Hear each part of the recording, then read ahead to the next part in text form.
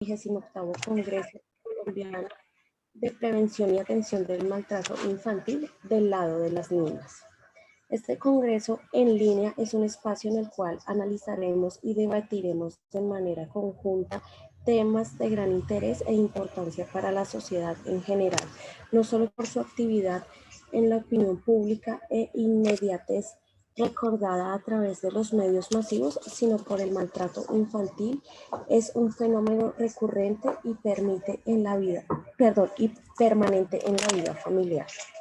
Saludamos a los conferencistas del día de hoy, la doctora Lucrecia Caro, la doctora Claudia Sánchez, el doctor Al King y el doctor Douglas. Perdón que te interrumpa, que te faltó Viviana Quintero, que vamos a estar las 3 de la mañana. Ah, perfecto. Bienvenida, doctora Viviana. Un placer tenerla con nosotros. Damos inicio en este momento con nuestra primera conferencia del lado de las niñas en terapia, a cargo de la doctora Lucrecia Caro, la doctora Claudia Sánchez y la doctora Viviana. Mil gracias. Bueno, buenos días para todos y todas. Vemos que por ahí nos siguen sumando muchas personas. Vamos a dar inicio a este segmento del Congreso Colombiano de Atención del Maltrato Infantil con la sección del lado de las niñas en terapia. En este espacio, básicamente, vamos a estarlos acompañando Lucrecia Caro, Claudia Sánchez y yo que soy Viviana Quintero. Aprovecho para darle un momentito la palabra a Lucrecia y a Claudia para que nos den un saludito y continuamos. Bueno, empiezo como presentándome un poquito. Yo soy Lucrecia Caro, soy psicóloga clínica con estudios de maestría en psicología clínica y de familia. Soy parte del grupo Opciones y la idea que tenemos hoy de presentarles es como empezar a acercarnos, como seguir actualizándonos más bien al tema de terapia y al tema de trauma y violencias. Mil gracias, Lucrecia. Claudia, te escuchamos. No, solamente un saludo muy rápido. Hoy tenemos la agenda un poco apretada. Siempre queremos compartir muchas cosas y el tiempo no nos da. Bienvenidos entonces, Grupo Opciones. La idea es que podamos compartir un poco nuestra experiencia. Sabemos que va a haber muchas preguntas que probablemente no podamos responderlas todas, pero pues es tratar de dejar como semillas sembradas en todos ustedes. Mil gracias, Claudia. Bueno, y yo soy Viviana Quintero, psicóloga. He trabajado por varios años en prevención de riesgos digitales y de violencias sexuales que ocurren en entornos digitales. Y hoy voy a estar compartiéndoles algunos temas de psicoeducación y prevención respecto a ese tema. La agenda que vamos a manejar el día de hoy, como nos decía Claudia, es una agenda, digamos, larga, pero donde queremos entregarles muchos contenidos. Entonces vamos a estar aproximadamente en 1 hora de presentación con cada una de nosotras. Lucrecia nos va a hablar sobre los tipos de apego en la terapia, Claudia sobre las herramientas terapéuticas complementarias y yo voy a estar hablando sobre el riesgo de abuso sexual en línea y algunas herramientas de prevención y psicoeducación. Al final de cada segmento vamos a tener aproximadamente 5 minutos de preguntas, va a ser un tiempo reducido, igual vamos a estar como muy atentas al chat para poder hacer estas rondas de preguntas y hacia las 12 del día vamos a estar haciendo nuestro cierre. Recomendaciones generales para que tengamos en cuenta. Como ustedes escucharon al inicio, seguramente esta sesión va a ser grabada. La recomendación que les hacemos es que intenten conectarse mejor por cable en lugar de usar el Wi-Fi y si están usando Wi-Fi, si empiezan a escuchar, por ejemplo, lento, que la imagen no se da, pueden apagar su video o pueden acercarse al router más cercano para mejorar su conexión. También es recomendable que cierren otras aplicaciones que puedan estar utilizando Internet, como por ejemplo Outlook, Skype o las nubes de almacenamiento como OneDrive o Google Drive, ¿vale? Vale, la metodología que vamos a usar acá es que vamos a estar recibiendo las preguntas en el chat. A lo largo de esta sesión es probable que tengamos dibujos o algunos casos. Estos casos o estos dibujos básicamente han sido usados con fines educativos. Les agradecemos no divulgarlos, no compartirlos, no copiarlos, porque corresponden, digamos, al uso privado de Grupo Opciones, y además puede ser que correspondan a casos o situaciones particulares de personas que han sido víctimas.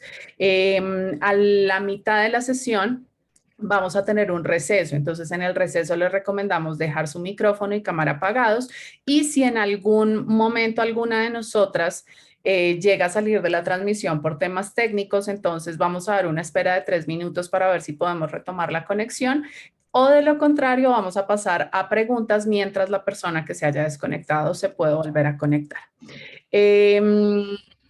Y ya como bienvenida los invito a quitar las distracciones que puedan tener, si tienen que cerrar puertas, ir por agua, hacer algo antes de poderse centrar en esta sesión, es el momento de hacerlo. Les recomiendo buscar algo para tomar, tener a la mano lápiz y papel y centrarse y regalarse esta mañana del día de hoy para aprender junto a nosotras y al Grupo Opciones respecto a cómo estar del lado de las niñas. Entonces, ya con esto le doy la palabra a Lucrecia para que continúe. Señora. Listo, gracias. Voy a compartir la pantalla. Denme un minuto, por favor. Mientras Lucrecia comparte pantalla, les vamos a pedir a todos que por favor mantengan sus micrófonos apagados. Bueno, listo. Entonces vamos a empezar la jornada de la mañana hablando de los tipos de apego en la terapia.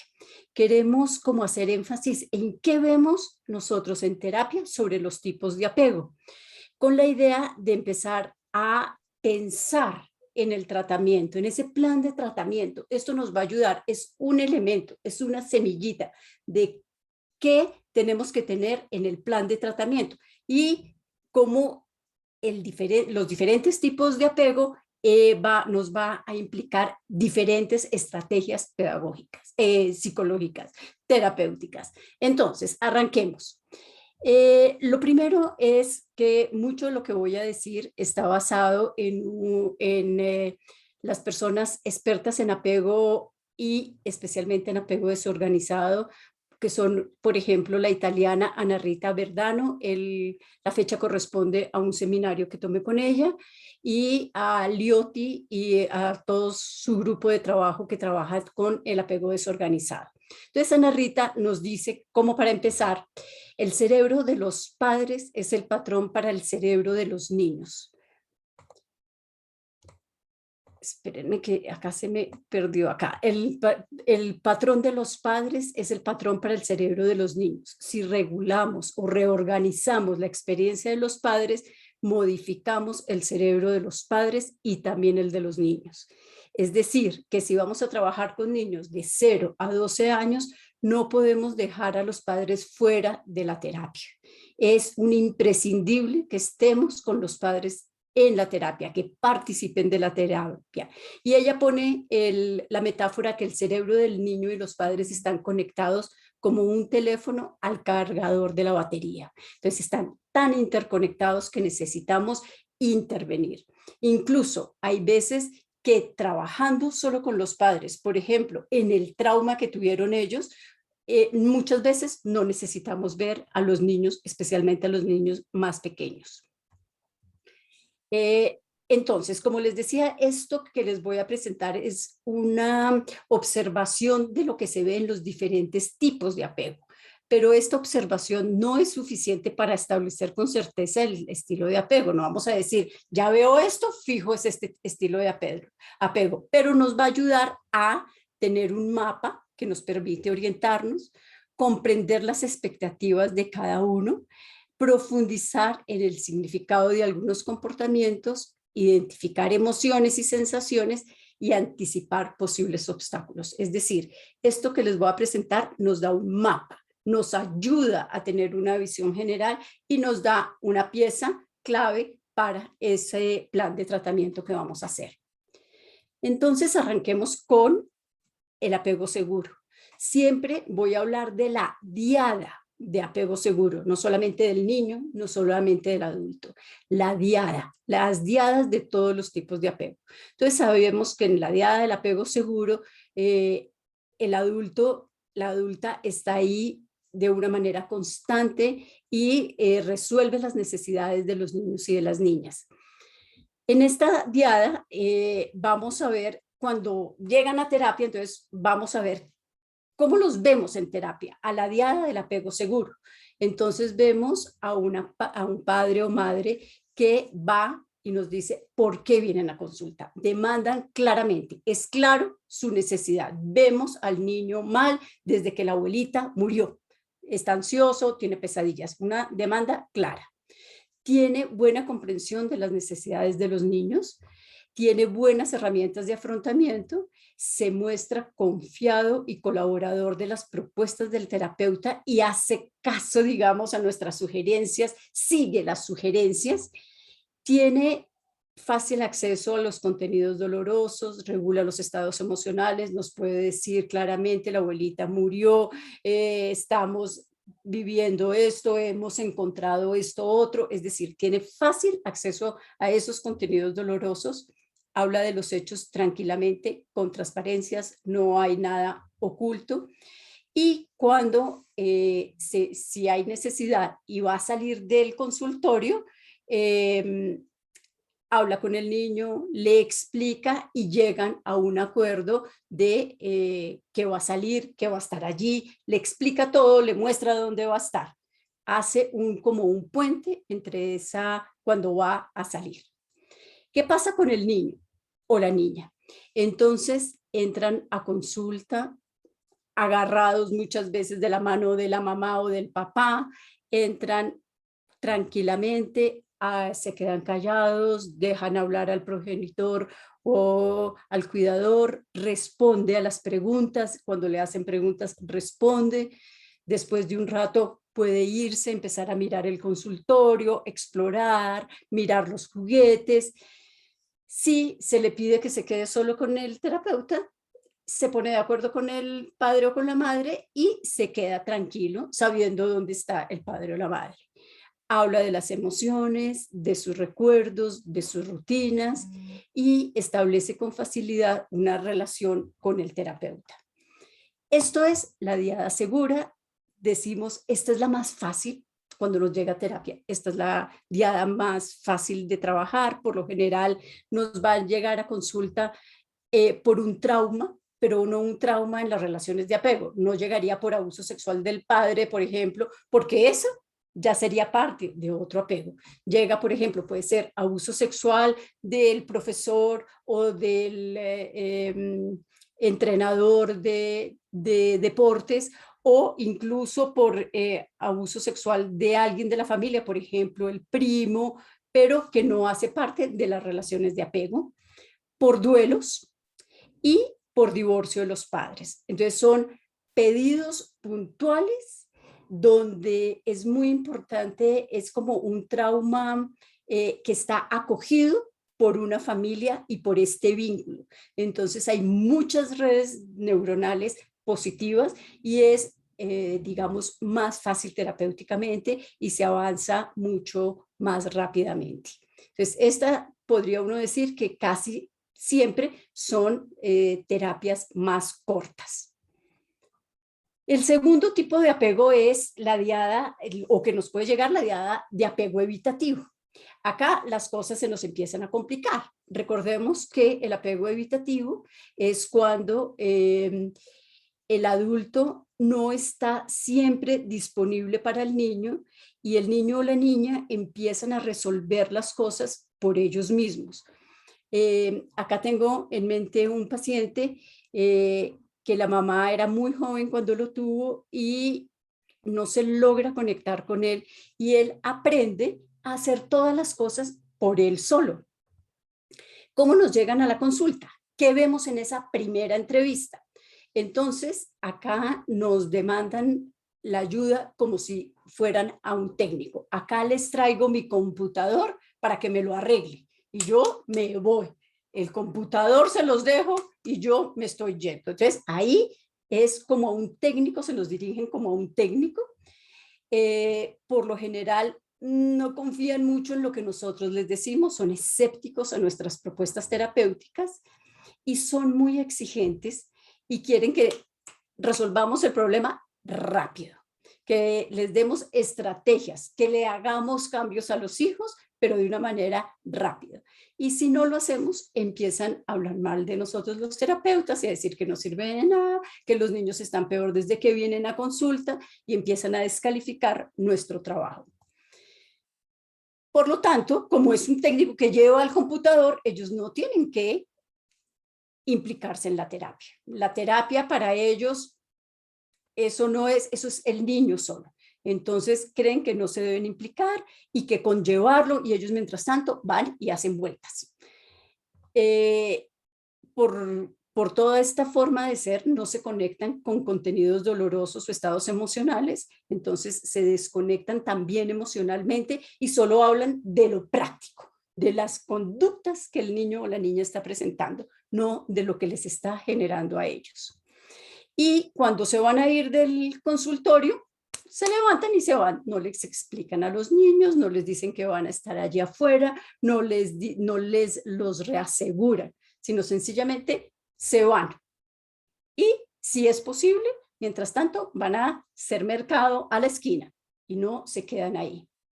¿Qué pasa con las niñas y los niños? Entonces entran a la consulta con una actitud desinteresada, manteniendo distancia física del padre o de la madre, dejan hablar al adulto con el terapeuta, pero no responden a las preguntas, hacen mala cara, contestan con monosílabos, sí, no, normal, bien, y no responden bien, no dan muchas explicaciones, se muestran inhibidos, se muestran más interesados en qué juegos hay, en qué pueden ir a hacer, en cómo está el consultorio, más que en participar en la charla y estar ahí con el terapeuta y los padres y madres. Se quedan sin problema con el terapeuta, se muestran totalmente indiferentes a la separación, no hablan de sus emociones, ni de sus recuerdos, ni de sus dolores, ni de sus traumas, y ellos se levantan y se ponen a jugar y se organizan solitos su actividad de juego. Entonces ya empezamos a ver estas diferencias. Sabemos que estos niños tienen muchas dificultades en la conexión de emociones y por qué nos piden ayuda. Entonces ahí empezamos a ver por qué nos piden ayuda. Como ya les dije, para resolver problemas concretos. ¿Cuáles son esos problemas concretos y específicos? Fracaso escolar, no les va bien en la escuela en algunos casos, tienen conductas de bullying, es decir, son los agresores en el bullying, tienen dificultad para respetar normas, dificultades relacionales, por esto mismo son niños y niñas con dificultades, no tienen para la empatía, no piensan en el otro, solamente piensan en ellos, como desconectan las emociones, es lo que ellos necesitan y no ven al otro. Y muchos tienen problemas psicosomáticos, es decir, principalmente dolores de cabeza, dolores de estómago, vómito, porque de alguna manera, ¿qué es lo que han hecho con las emociones? Las han metido para abajo, las desconectan y esas emociones, pues la única forma que tiene para salir es a través del cuerpo. Entonces, en el cuerpo es la forma en que se evidencia pues todo lo que les está pasando. Estaba pensando en esta persona que atiendo con este tipo de apego y siempre tiene dolor de estómago, colon irritable y dolores de cabeza muy, muy, muy fuertes. ¿Sí? El cuerpo es el único por donde puede salir todo lo que ha tratado de meter para abajo. Tienen también trastornos alimenticios.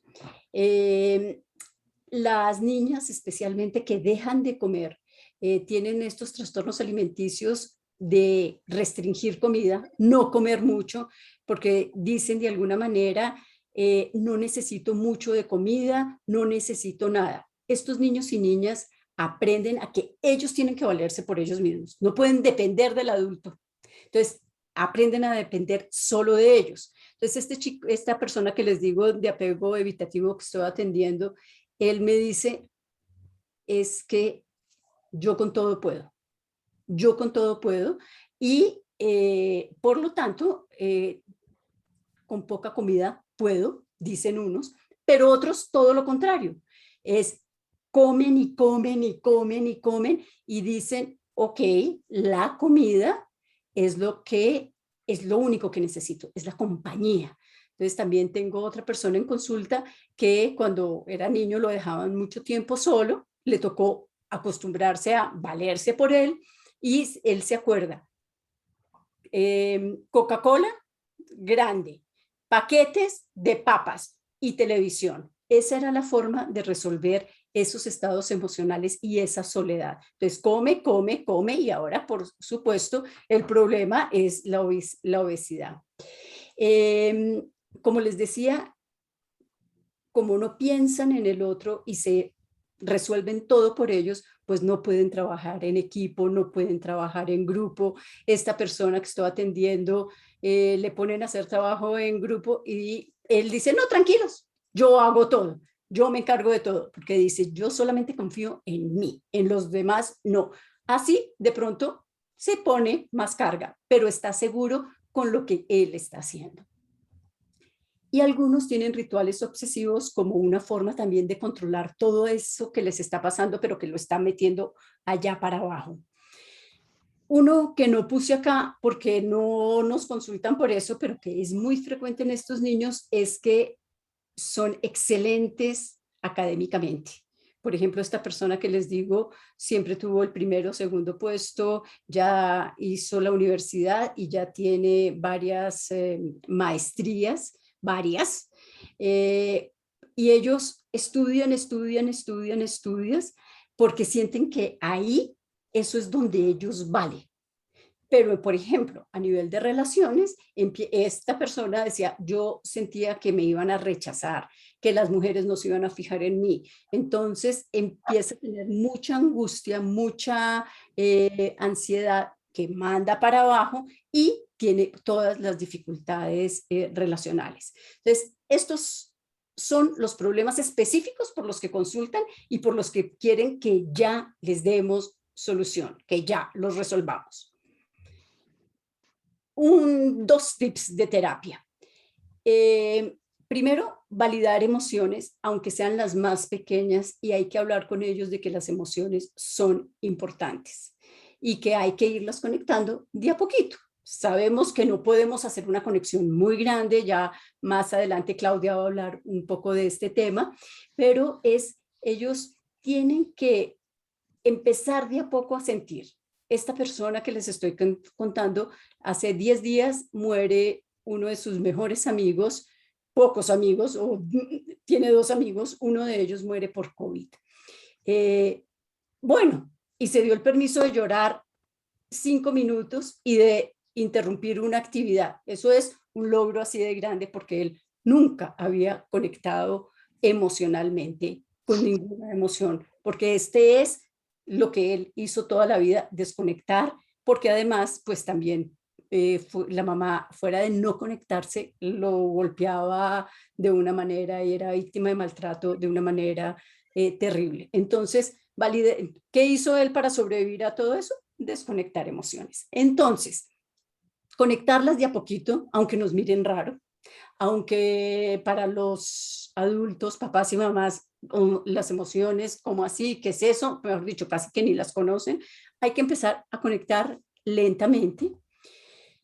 Hay que tener mucha cautela con mostrar mucha empatía porque ellos lo pueden interpretar como esta persona está loca o me está teniendo lástima o que pues, esta empatía, si ellos no tienen empatía. Entonces hay que ir muy despacio, no como lanzándonos mucho a mostrar esa empatía y hay que explorar, pero de manera muy sutil, todos esos sentimientos de vergüenza, desprecio y triunfo. ¿Por qué? Porque ellos se han sentido muchas veces avergonzados, despreciados, que no son suficientes. Como les digo, esta persona con esta cantidad de logros, pero siente que no es suficiente y le cuesta trabajo las relaciones con las mujeres, por ejemplo. Entonces hay que ir muy lento, además han sentido mucha vergüenza. Él me describe unos maltratos de la mamá donde él se sentía lo peor, se sentía muy despreciado y le daba mucha vergüenza que en el colegio se fueran a dar cuenta los golpes que se veían en el cuerpo. Y como les va tan bien, entonces hay que ir despacio porque entonces pueden empezar a sentir y pueden empezar a ponerse por encima de los demás. Porque como en algunas cosas se sienten muy bien porque les va bien, desconectan las emociones, entonces hay que ver qué es lo que hace cuando se siente bien, porque pueden llegar a ser los que matonean, como ya les decía, porque se sienten, ya ahí sí, superan toda esa vergüenza, se ponen por encima y matonean a los demás, no se conectan y pueden ser muy agresivos. Ahora vámonos con la diada del apego ansioso ambivalente. Sabemos que acá, ¿cuál es el punto? La madre, el padre han sido muy ansiosos o muy cambiantes. Entonces, hay veces se conectan con las necesidades de los hijos y otras veces no se conectan para nada. A veces se conectan en momentos en que los hijos no quieren que se conecten, pero cuando los hijos los necesitan, ahí no están. Por eso es ambivalente. Ellos no saben si cuentan o no cuentan con ese adulto. Y por lo tanto, van a estar siempre pues muy ansiosos de que ese adulto se va a ir. ¿Cómo nos llegan a la consulta, a esa primera consulta? Padres o madres muy ansiosos, preocupados por lo que está pasando, desbordados, hablan y hablan y hablan en la consulta y como que no paran. Y necesitan que uno les diga tranquilos, tranquilos, tranquilos. Eso debemos hacer, pero esa es la necesidad. Los niños llegan con mucha dificultad para separarse de los padres, como les digo, se agarran y este es uno de los puntos claves. Estos niños les cuesta mucho separarse, por lo tanto no van a mirar los juguetes, no miran el consultorio, no miran los juegos porque prefieren estar ahí pegados así al padre o a la madre. Y durante la sesión se pueden mostrar con rabia, quejándose de que porque están acá, no quieren que los papás salgan, por más de que se les explique que van a estar allí, no quieren y se agarran y pueden hacer pataletas en el momento en que el papá sale el papá o la mamá salen del consultorio. ¿Por qué nos consultan? Ahí ya lo sabemos, ¿por qué nos consultan? Porque por esa necesidad o esa dificultad en la separación pueden tener todas las ansiedades de separación, ¿sí? Tienen mucha angustia y puede ser que no quieran ir al colegio, por ejemplo, o no quieran ir al jardín o no quieran permanecer en la institución. Por crisis emocionales, pueden hacer grandes pastaletas, llorar mucho, tener dificultades, por ejemplo, para dormir en la noche pensando que al otro día tienen que ir al colegio. Es decir, están muy ansiosos porque ese papá, esa mamá puede no estar disponible. Por lo tanto, tienen todos los trastornos de ansiedad y fobias. Por ejemplo, fobias a la oscuridad. Hay otros que tienen fobias a los ladrones. Esas fobias que nos están mostrando, por ejemplo, que la fobia a los ladrones se ha encontrado, que no es que hayan atracado la casa o lo hayan robado, sino que sienten que el ambiente donde viven no es tranquilo.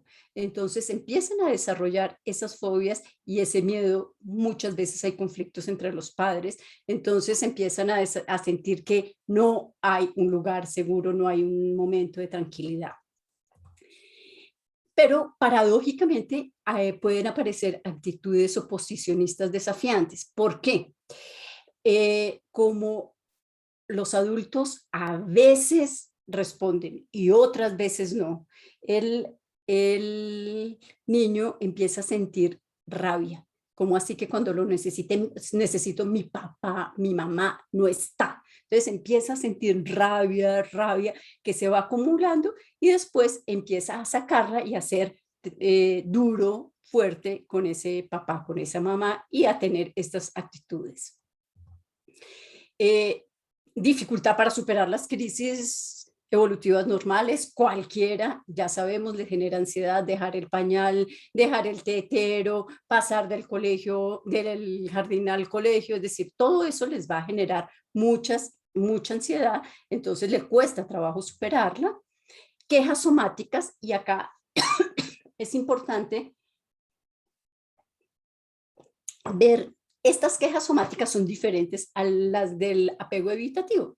Estas quejas somáticas son mucho más por toda esta ansiedad que están teniendo, que no están pudiendo regular, pero además aprenden que como ellos son así de pegados y hacen estas crisis, los papás, mamás, les dejan de poner atención con los síntomas emocionales. Y cuando empiezan a ponerle atención con lo físico. Entonces, si le duele el estómago, ahí sí le pone atención. Entonces, por ejemplo, un paciente me decía, mi mamá solo aparecía si yo estaba enfermo. Si yo no estaba enfermo, mi mamá se iba con novios, con amigos de la universidad, estaba haciendo maestría. Pero si estaba enfermo, ahí estaba. Entonces, por supuesto, él empieza a tener una cantidad de enfermedades para asegurarse que su mamá esté cerca.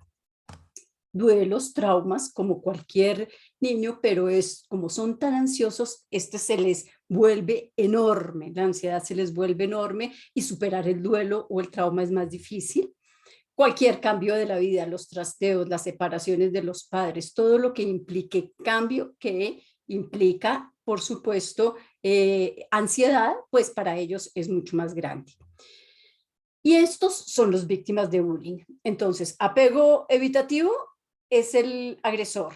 Apego ansioso, ambivalente, son las víctimas. Entonces, como vemos acá, hay una cantidad de emociones que no se han podido regular y como que no saben qué hacer con ellas. Entonces, ¿qué hacer en terapia? Lo primero es que nuestra tendencia es a tranquilizar a los padres y madres a nivel verbal, pero lo que se ha encontrado es que tranquilizarlos verbalmente no funciona mucho y que realmente los activa más. Entonces hay que darles más psicoeducación, que entiendan las cosas, más que, ay, tranquilo, que nada. Hay que dar información específica y hacer mucha psicoeducación, definir qué quieren, porque pueden pasar toda la hora hablando de todo esto desbordado y uno al final no sabe realmente qué es lo que esperan de la terapia. Entonces hay que hablar claramente cuáles son los objetivos y poderlos ir monitoreando cada mes, por ejemplo, cómo va evolucionando para que además sientan que están avanzando. Hay que ofrecer ayuda concreta, fortaleciendo habilidades concretas. Pero ojo, otra tendencia que podemos tener todos los terapeutas es a dar muchas herramientas. A estos padres, madres, no se les debe dar tantas herramientas porque se vuelven demasiado dependientes de nosotros y nos llaman para todo. Que el niño hizo, que el niño no hizo, que qué hago con esto, que qué hago con lo otro. Entonces hay que ayuda concreta, pero no tanto, y que ellos poco a poco se vayan desprendiendo y que vayan sintiendo que son capaces solos. Por eso podemos ofrecer ayudas y todas las herramientas de contención para los niños y niñas, todas las técnicas de relajación y cosas que les puedan servir a los niños, pero también a ellos, porque acuérdense que hay unos que son hiperprotectores y ansiosos y hay otros que están mucho más distantes, que aparecen, de vez en cuando aparecen y desaparecen. Pero hay que dar herramientas concretas, no muchas, y que ellos se sientan cada vez como más hábiles, que tienen mayores capacidades.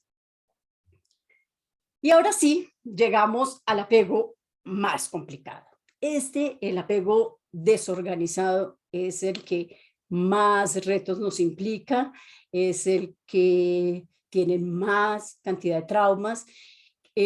Sandra Baita habla del apego, de este tipo de apego, como el apego del control remoto de que uno va cambiando de canal. Así son los padres del apego desorganizado. Por ejemplo, tengo en mente ahorita una mamá de una paciente que la mamá era, se me olvidó el nombre, de disciplina, la jefe de disciplina de un colegio, súper bien puesta, súper estricta, súper cuadriculada, con todo muy definido. Todas las niñas y los niños del colegio le tenían pánico, allá viene y se ponían todos súper cuadriculada, bien puesta, bien vestida, cantaba divino, tocaba guitarra, enseñaba a las niñas en música, ok, en el colegio. Llega a la casa y como dice Sandra, con el control remoto se vuelve otra y va pasando. Entonces había momentos histérica, le gritaba a todo el mundo, otros momentos golpeaba especialmente a los hermanos mayores de esta paciente mía, otros momentos deprimida, metida en la cama y no se movía, otros momentos con conductas sexuales ahí que uno como que esta paciente está empezando a tener como recuerdos de unos comportamientos sexuales bastante abusivos, y en otros momentos encantadores cuando llega las amigas de las hermanas mayores. Entonces es encantadora, las trata divinamente y de pronto vuelve y saca la guitarra, canta, se van y de pronto es alguna de las otras caras. Es totalmente variable. Entonces es muy complicado para los niños vivir en esta situación. Entonces vamos a ver qué es lo que hacen niños y niñas. Entonces, ¿cómo nos llegan a la primera entrevista? Ellas llegan a la entrevista diciendo, este niño es un caos, pero yo soy la salvación para este niño, porque si no fuera por mí, estaría peor. Nos ven a nosotros como los salvadores, pero en otros momentos como agresores en el sentido en que se sienten juzgados por nosotros, y en otros momentos nos dicen, ay, usted tampoco va a poder con este niño.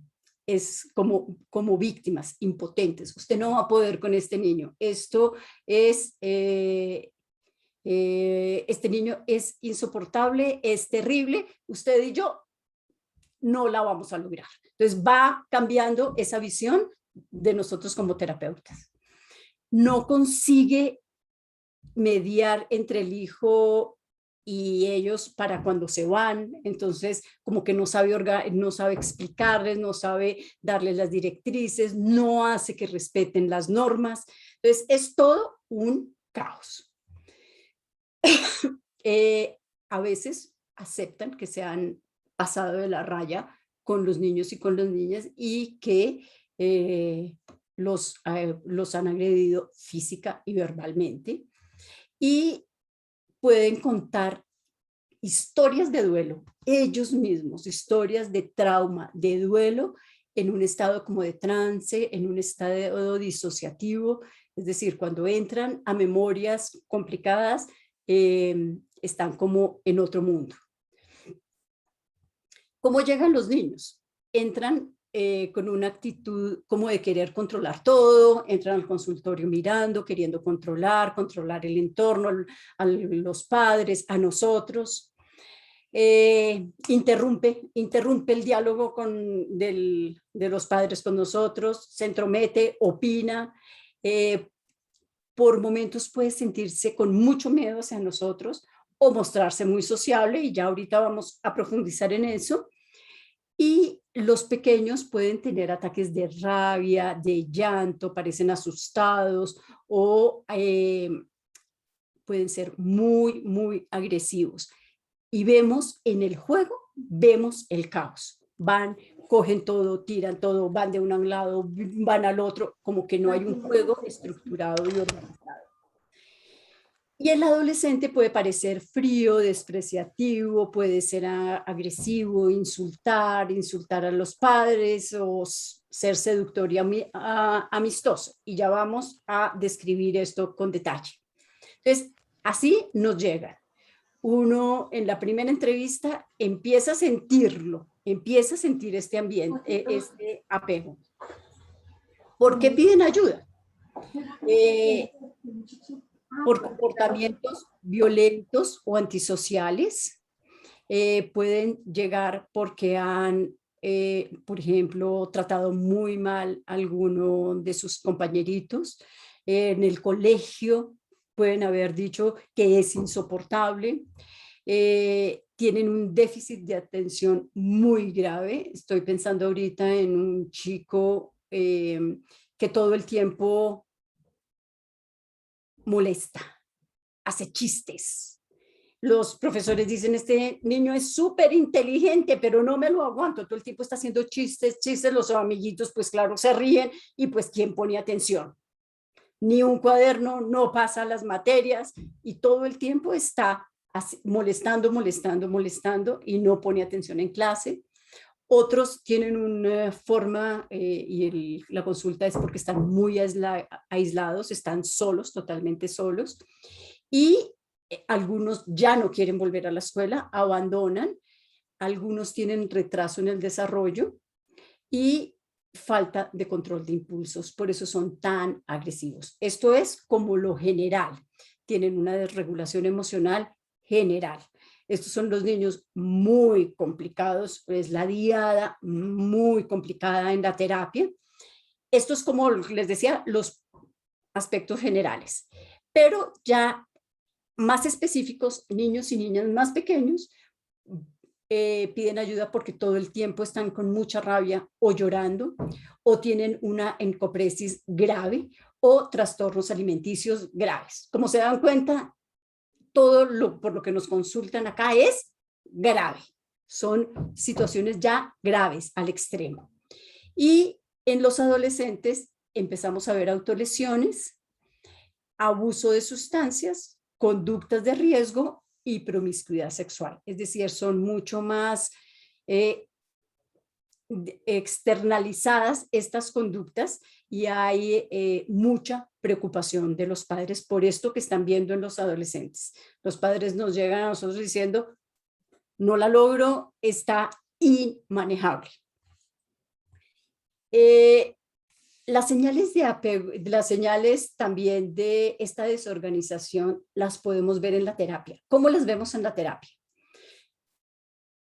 Nos niegan la utilidad de la terapia.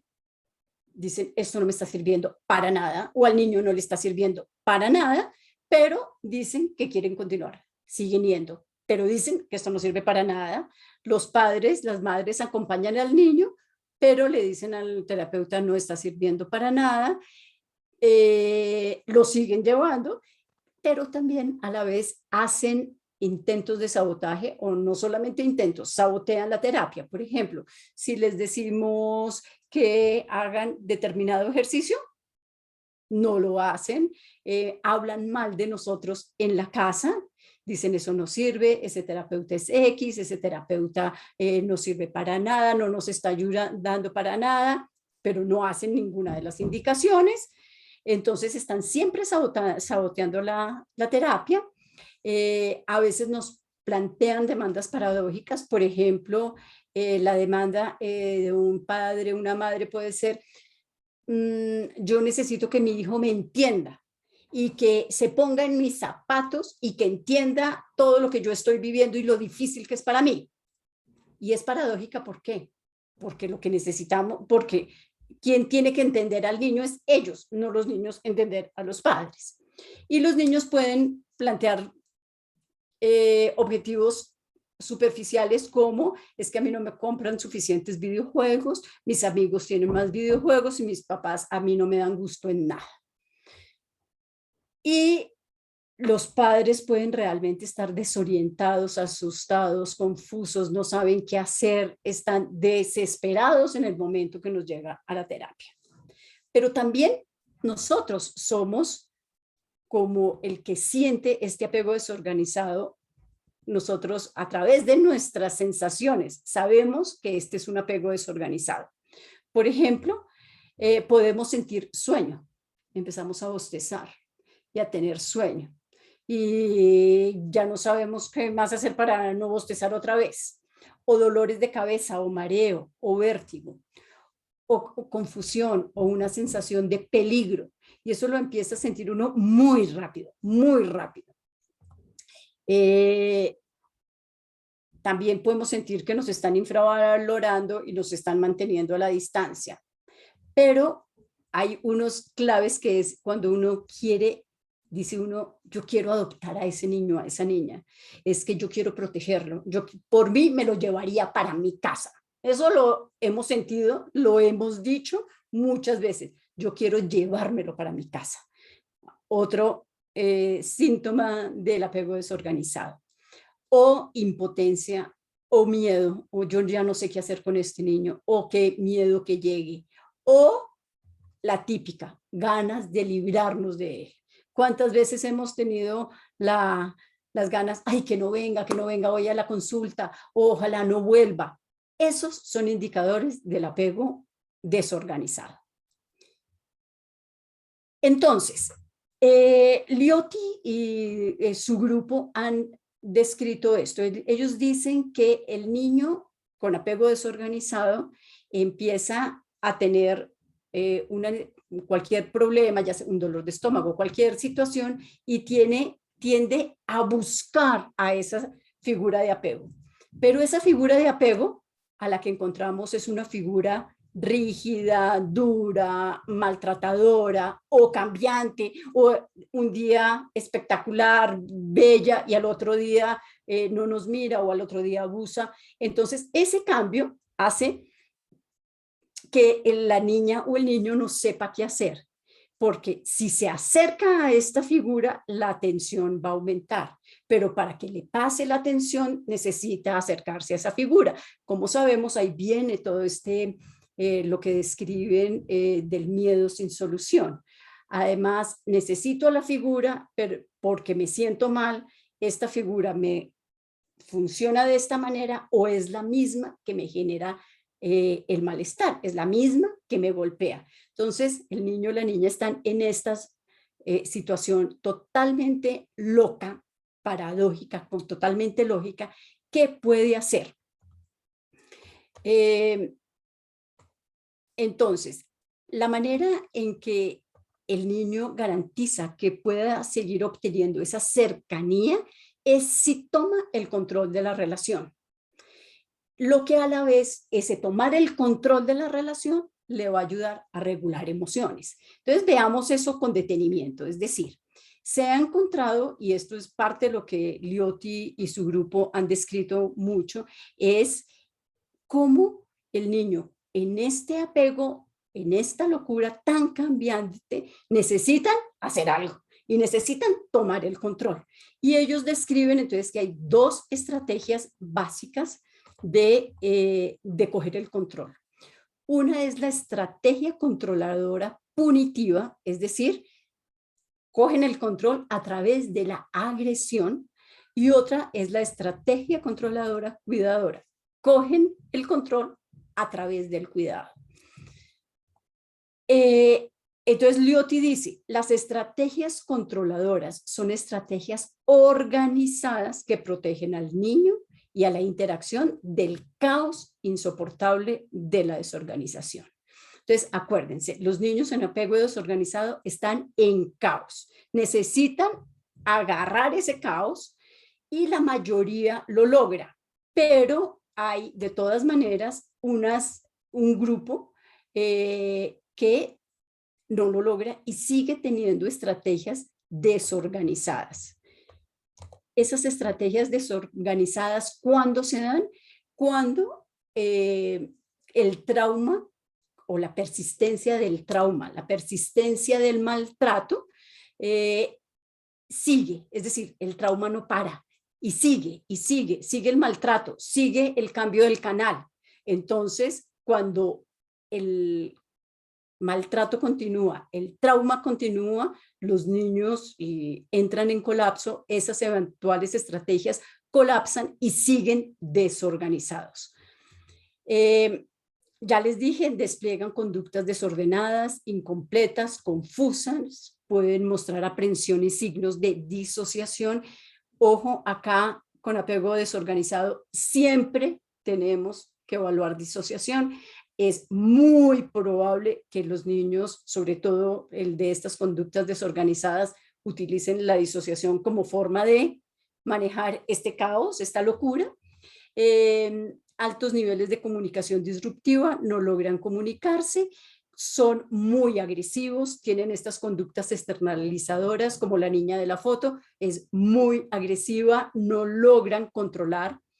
Y los estudios muestran que 1/3 de los niños con apego desorganizado persisten en estas conductas desorganizadas y nos llegan así, desorganizados y caóticos a la consulta.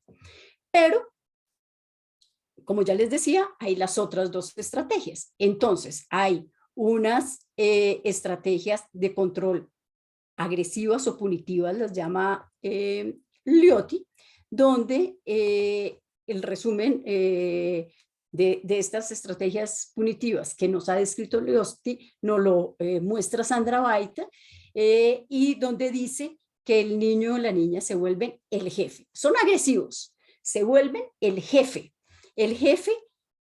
y son con conductas verbales hostiles, críticas, hirientes, pueden incluso llegar a golpear a los padres, expresan agresividad, irritabilidad y frustración en la relación con los padres. Son niños que en la consulta los podemos ver agrediendo, descalificando terriblemente al adulto que lo lleva. Los padres, ya les dije, describen a los hijos como difíciles, fuera de control, no saben qué hacer, se sienten intimidados, tienen susto, no logran manejarlos.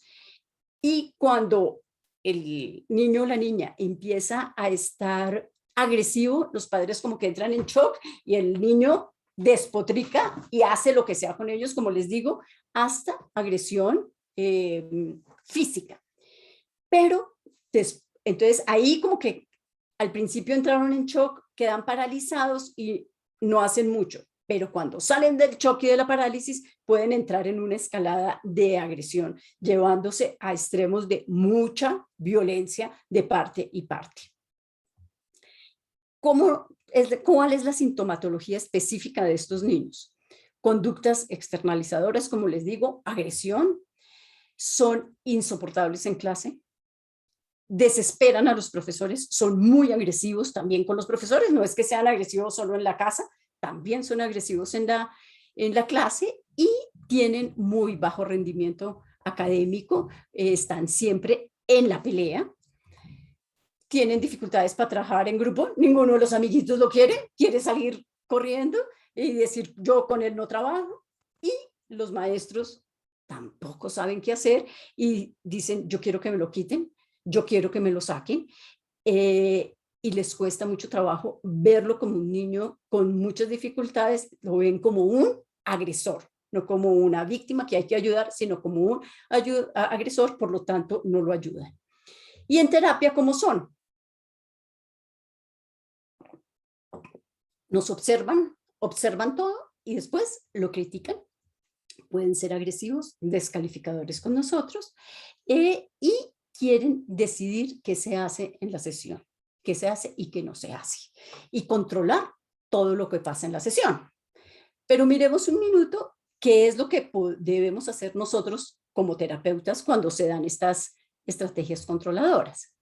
Tenemos que dar estructura, ser predecibles, ser coherentes, hacer lo que dijimos que íbamos a hacer.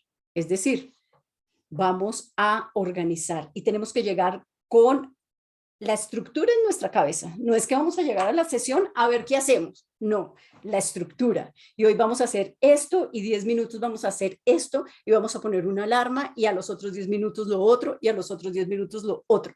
Tenemos que ser predecibles y darle estructura, porque estos niños, ya vemos, no tienen estructura.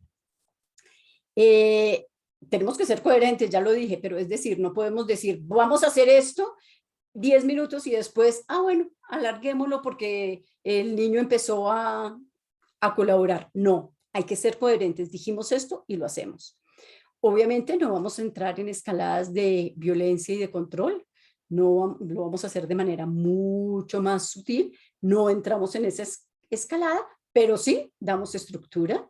Establecemos normas de manera asertiva.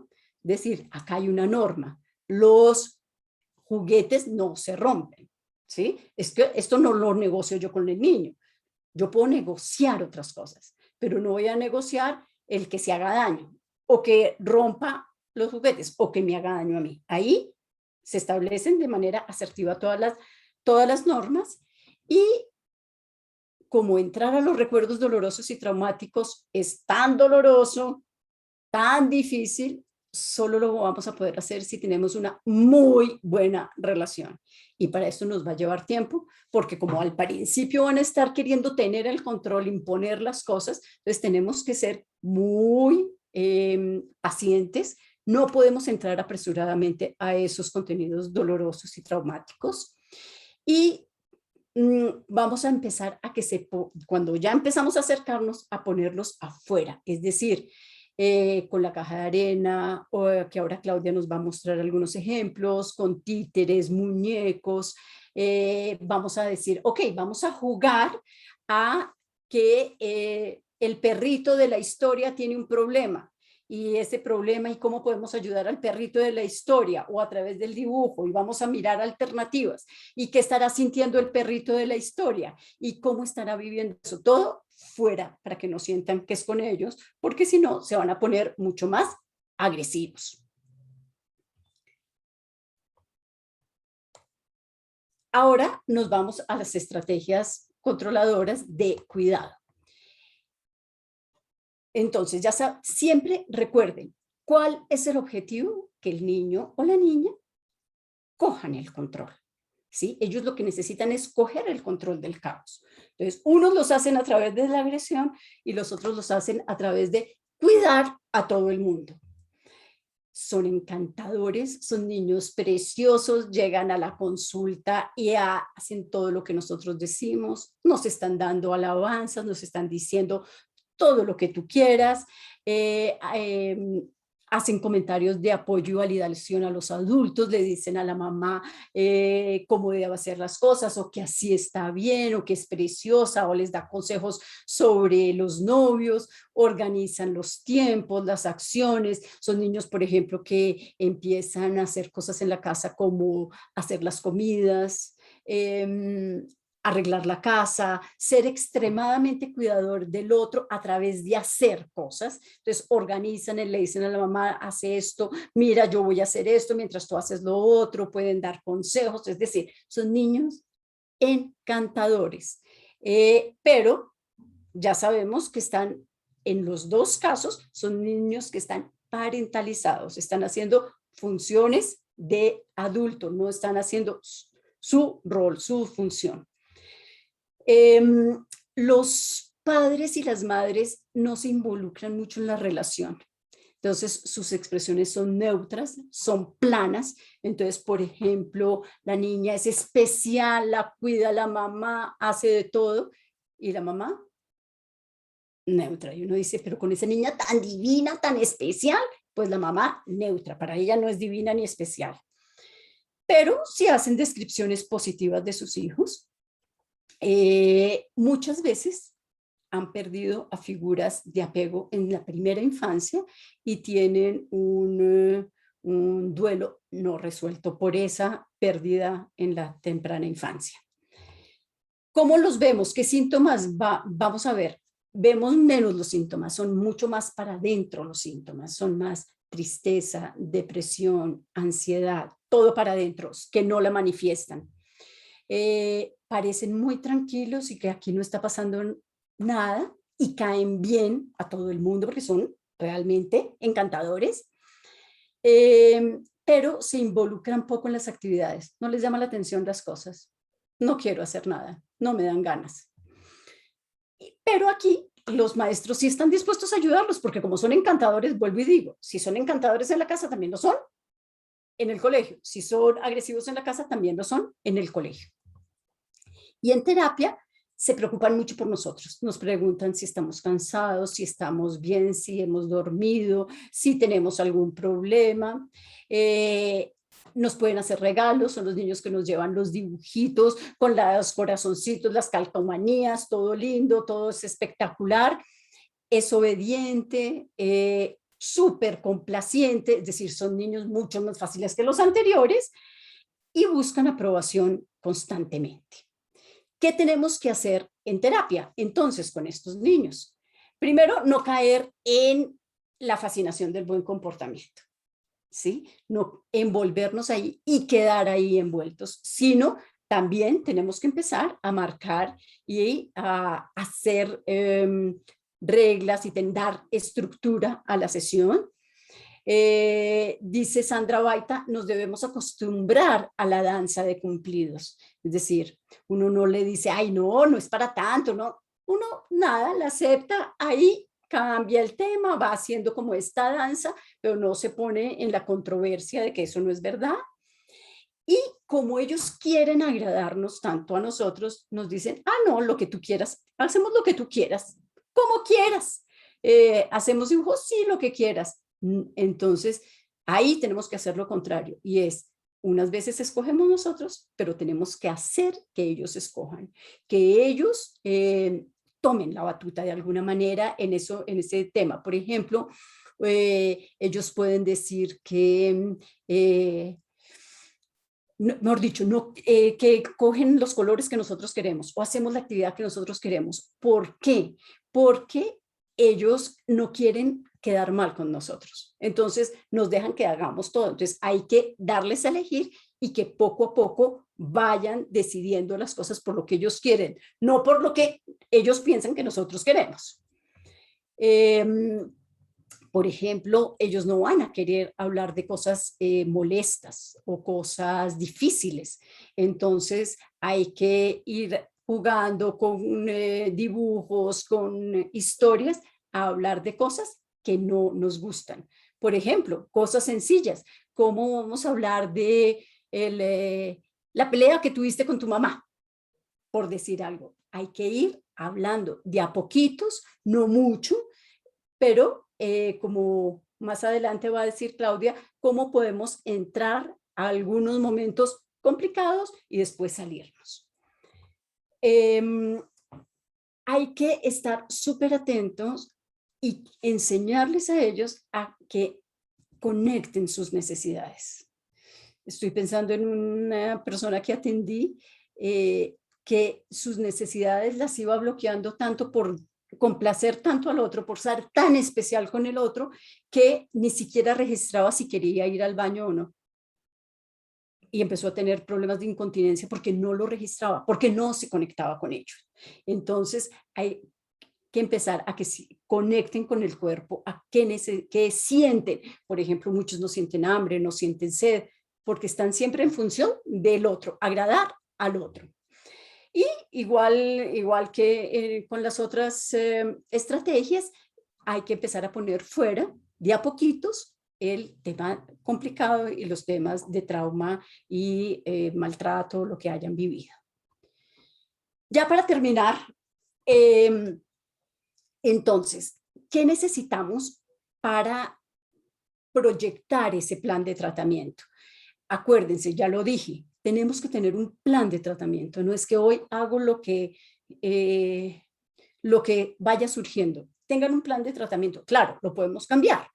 A la persona la acaban, por ejemplo, tuve un caso donde la persona en el bus que iba para mi consultorio, en la época que podíamos hacer consulta presencial, en ese momento, en el bus que venía, entraron unos ladrones, uno se sentó al lado de ella y ella le contestó preguntas y a él le pareció que era súper querida y entonces le dijo, nosotros somos ladrones, vamos a atracar el bus, en el siguiente paradero bájese que no quiero hacerle daño.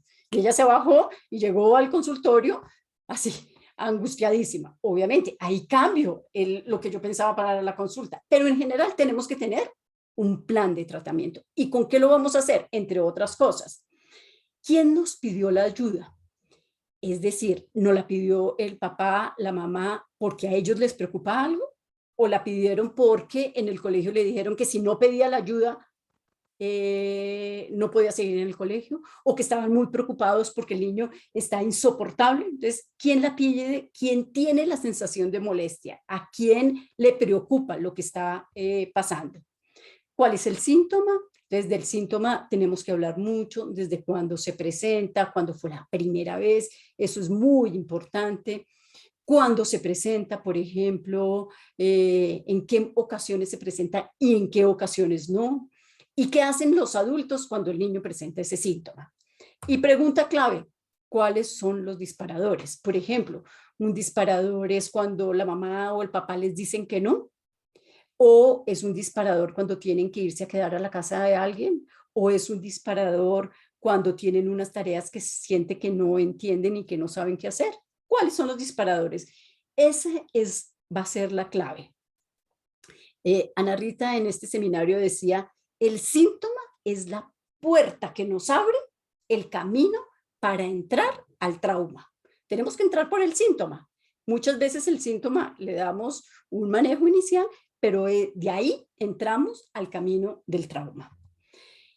En los niños, ¿qué tenemos que saber? La historia del desarrollo, cómo fue toda la historia del desarrollo. Muy importante en la historia del desarrollo, si ha habido pérdidas, por ejemplo, antes de que nacieran, 2 años antes o 2 años después murió alguien importante, se separó alguien importante, hubo cambios importantes en la vida. El tipo de apego, que acá nos apoyamos con todo lo que ya he dicho y lo que vemos en la consulta. Si ha habido eventos traumáticos, cómo son esos eventos traumáticos y quiénes son los cuidadores principales, con quién está el niño y la niña todo el tiempo, fuera cuando no están en la escuela, en el jardín, con quién está. Y qué fortalezas y qué recursos tienen los niños y las niñas. Con los padres y las madres tenemos que hacer una buena historia familiar, si ha habido duelos, traumas, cambios importantes, hacer toda la historia de apego, toda la entrevista de apego nos da muchísima información y empezamos a entender cuál es el estilo educativo, cómo es que ellos se sintonizan con, cómo educan, con qué estilo educativo se sintonizan más. Entonces, digamos, esto, información general, nos va a ayudar a hacer ese plan de tratamiento. Entonces, bueno, ha pasado 1 hora exacta desde que empecé a hablar.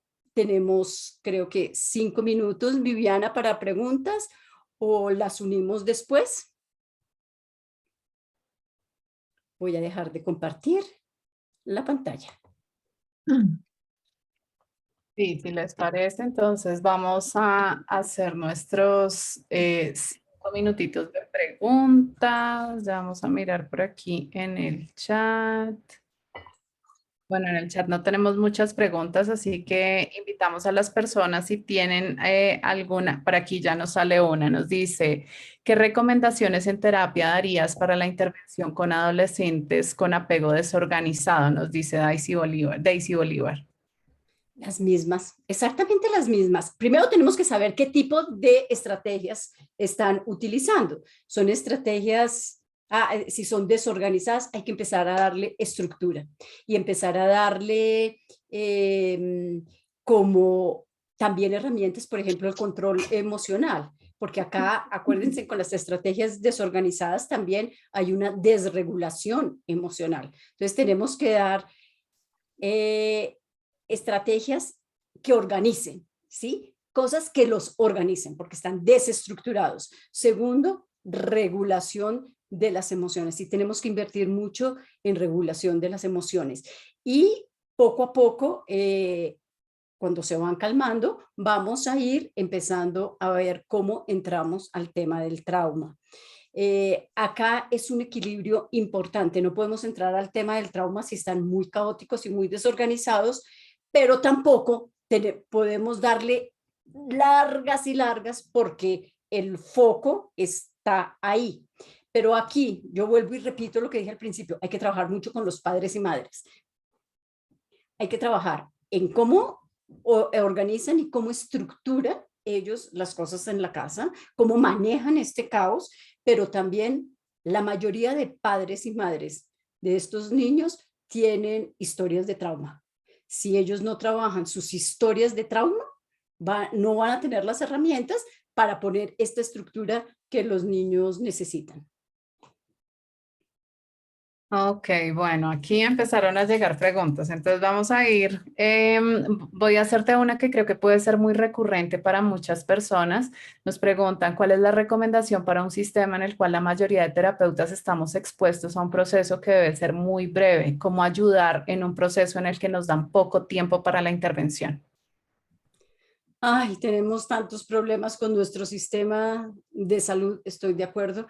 Estos son niños que necesitan terapias y terapias largas y sesiones largas, pero es utilizar el tiempo con lo más importante, con estructuras y cosas muy claves. Por ejemplo, si se desregula mucho, entonces trabajar, por ejemplo, en cómo se conectan con el cuerpo, cómo el cuerpo les avisa y alguna estrategia de regulación. Siempre pensando, y esto lo hacemos siempre en todos los casos, pues sabemos que estos casos, sobre todo apego desorganizado, son casos largos. La terapia es larga, pero nosotros entramos a la sesión pensando, si esta es la única sesión que voy a tener con esta persona, ¿yo qué le daría para que se vaya con algo? ¿Cómo voy a usar este tiempo, aunque sean 20 minutos, para que se lleve algo? Entonces hay que usarlo, el tiempo, entre que puedan empezar a manifestar lo que les pasa, puedan expresar lo que nunca han expresado, a la vez de que empiecen a conectarse con el mismo y a la vez de una pequeña estrategia. Pero yo sé que tenemos graves problemas en nuestro sistema de salud porque para estos casos se necesita realmente una terapia larga y con mucho tiempo porque es muy complejo. De acuerdo, Lucrecia. Vamos a hacer una última pregunta. Nos dicen cómo poner las reglas con los niños con apego desorganizado. ¿Podrías dar un ejemplo de cómo les dices tú en terapia? Nos preguntaríamos. Por ejemplo, las reglas en el consultorio. Se les puede decir, yo en la consulta, en el consultorio tengo 3 reglas, se les puede decir. Una, pero de entrada, yo no estoy esperando a que pase. Una, acá no nos vamos, nadie se va a hacer daño, es decir, no está permitido que tú te hagas daño a ti, que no se le haga daño a los objetos y que no le haga daño al terapeuta. De entrada, con estos niños hay que poner las reglas claras. De entrada vamos a decir, vamos a hacer varias actividades, vamos a cambiar la actividad. ¿Sí? Entonces, no es que cuando esté pasando, ¡ay, se acabó el tiempo! No, de antes tenemos que decirle estas reglas, no hacerle daño, cómo va a ser la actividad. Les vamos a decir, por ejemplo, también toda la parte con los adolescentes es muy importante, la parte de confidencialidad y decir, todo lo que pasa acá en el consultorio es confidencial, solo cuando haya un riesgo de hacerse daño, ahí no, pero va a ser confidencial. Con los chicos adolescentes eso es importante. Entonces, pero todo al inicio, no esperemos a que se nos presente el problema porque ahí es mucho más complicado. Vale, Lucrecia, mil gracias. Te invito a darte una revisadita ahí en el chat. Quedaron algunas preguntas sin responder. Si de golpe puedes responderlas y si no, esperemos a ver si nos queda un tiempito más adelante. Y ahora le voy a dar la palabra a Claudia, no sin antes decirles que si llegan a tener preguntas pueden irlas dejando en el chat. Cuando las dejan con tiempo hacen más fácil como la posibilidad de categorizarlas o agruparlas para que